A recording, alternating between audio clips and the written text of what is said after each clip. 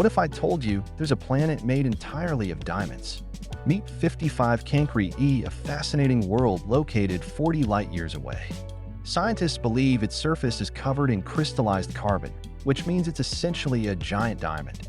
This planet orbits extremely close to its star, causing temperatures to soar to a blistering 4,300 degrees Fahrenheit, transforming its surface into a molten, sparkling diamond landscape. If we could somehow mine it, the value would be in the quadrillions of dollars. But don't get too excited, those extreme temperatures make it completely unlivable. Would you visit a diamond planet if you could? Do let me know in the comments, and like and subscribe for more fun facts.